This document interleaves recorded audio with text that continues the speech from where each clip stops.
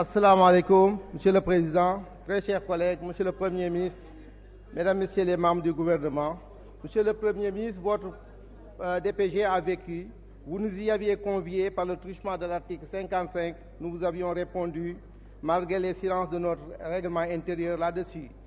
Nous nous sommes parlé. J'espère que vous nous avez entendus et que vous nous avez compris.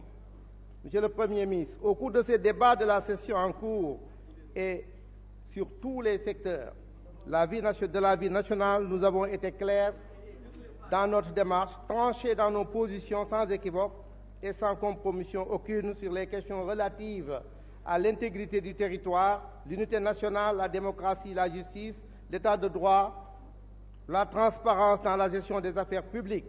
De cette tribune, il y a 3 jours, nous vous avions dit que nous n'avions pas la même posture, pour dire simplement qu'une nation se bâtit dans l'amour, le bonheur, la fraternité et l'apaisement, la justice, l'équité, la vérité, la foi et le sens de l'élévation.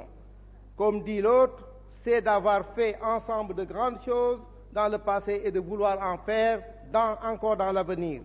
Alors, Monsieur le Premier ministre, prenez votre courage et réexaminez le dossier d'accusation de notre frère Karim Meïssa Wade en organisant un procès juste et équitable, et en même temps vous départagerez vos 2 ministres de la Justice, l'un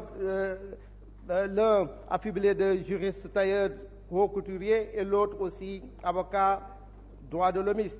En tout cas, nous avons plus retenu de M. Sidiki Kaba, qui a affirmé du haut de cette à haute et intelligible voix que Karim Wade n'a pas perdu ses droits civiques parce que la Cour n'a pas suivi le procureur dans son réquisitoire. Monsieur le Premier ministre, le groupe parlementaire que je préside et la coalition qui le porte dans ses différentes composantes et son leader, Maître Abdoulaye Wade, ont une claire conscience de la situation du pays et de la hauteur de leurs responsabilités sur son devenir. Les souffrances et les brimades endurées, les interpellations et les dénigrements, les poursuites judiciaires et emprisonnements que nous avons subis pendant le longue année 1974-2012-2022 nous ont permis d'avoir aujourd'hui une opposition parlementaire forte de 80 députés. Et oui, notre groupe est bel et bien dans l'opposition et travaille toujours à la reconquête du pouvoir. De 1978 à aujourd'hui, nous restons forts sur nos convictions démocratiques, passionnés sur le rôle et jaloux et conscients de notre mission de consolidation permanente de la démocratie au Sénégal. Depuis 44 ans, nous avons joué et contribué dans cette Assemblée les premiers rôles de conquête et de consolidation de la démocratie parlementaire. Nous avons habitué les Sénégalais à de grands débats parlementaires d'une grande sérénité et un sens élevé des responsabilités. Et nous restons sur cette posture. Monsieur le Premier ministre, chers collègues, en ce jour d'aujourd'hui, nous estimons qu'il faut parler aux Sénégalais, il faut parler à la nation des questions qui importent leur avenir, c'est-à-dire de la paix, la stabilité et de la cohésion sociale.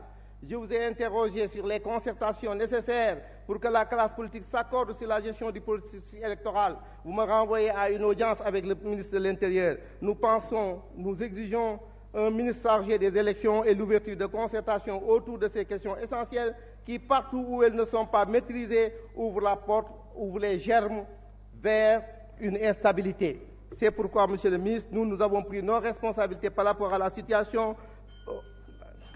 Merci, chers collègues. La parole est à notre collègue El Hadji Oumar Youm.